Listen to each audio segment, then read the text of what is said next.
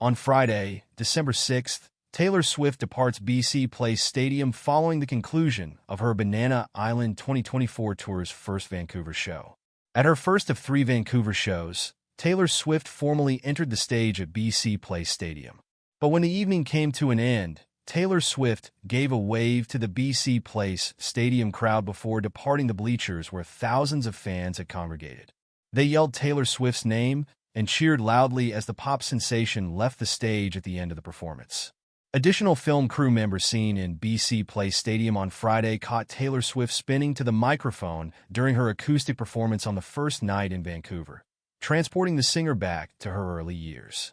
She told the 60,000 people who were staring at her purple-blue, glittering attire, "Welcome to the acoustic set," with a smile. She performs a variety of songs on the guitar and then the piano, so each night's acoustic concert is unique. "I try to think of songs you might want to hear. It's kind of the thing I get kind of nervous about," said Swift. She considers whether her decisions will appeal to her audience. She performed a mashup of her previous work on the guitar during the week before the concert, playing Haunted from Speak Now Taylor's version and Wonderland from Star 1989 Star Taylor's version. She concluded the 2 combined songs with the line, "Now I'm haunted in Wonderland. Can't turn back now, I'm haunted in Wonderland." Swift transitioned from lively pop tunes about heartbreak to songs about motherhood and nurture while playing the piano.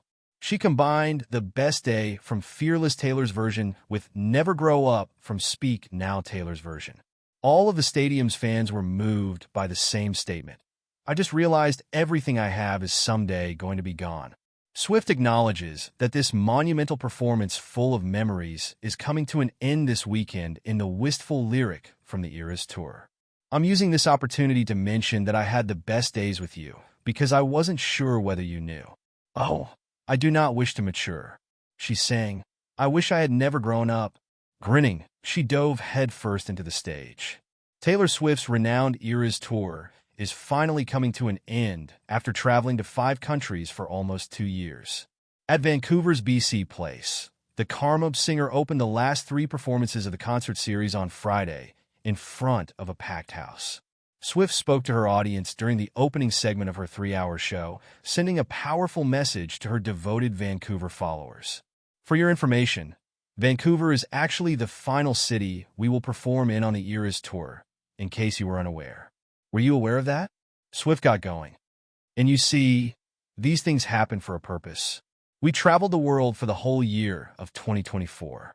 When we were in Australia, traveled to Asia, spent the whole summer in Europe, and then returned to America, we wondered, where have the crowds been so giving, so hospitable, so kind?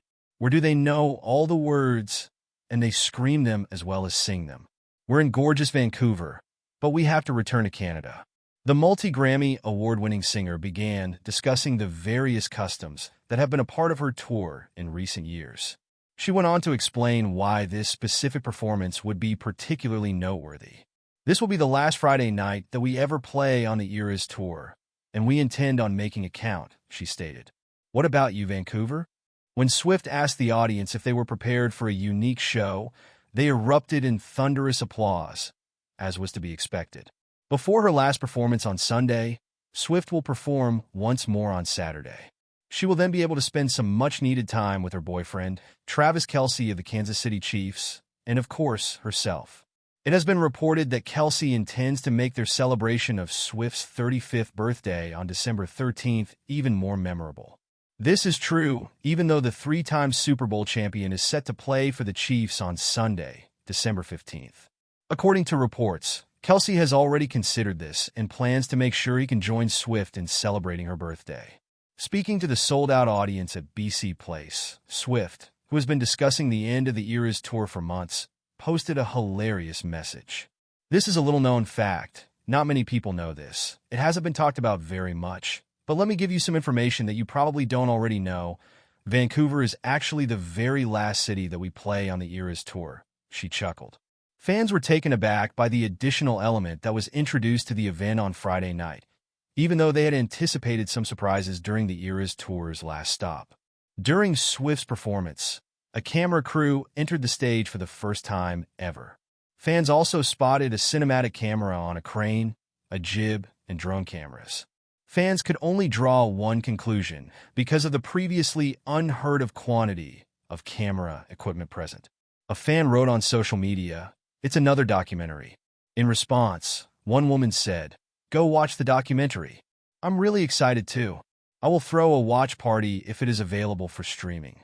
An Eras Tour documentary was written by one Swiftie. For months, Swift has been accompanied by cameras backstage at the Eras. The 14-time Grammy winner is always being filmed when she supports her partner, tight end Travis Kelce of the Kansas City Chiefs, at Arrowhead Stadium. Swift has a plenty of material to choose from if she intends to make a behind-the-scenes documentary about the Eras Tour and her life on the road. The artist has previously published an Eras Tour book with 256 pages of pictures and anecdotes about the concert, as well as a movie version of the tour that can be streamed on Disney. Some fans have conjectured that a second film would be in the works because Taylor Swift's 11th studio album, The Tortured Poets Department, was published in April before the release of the film Taylor Swift, The Eras Tour. After the album's release, Swift added a number of TTPD songs, none of which were featured in the original movie, to the Eras set list. Through the Eras Tour, Swift has been advancing local economies and setting records in the music industry.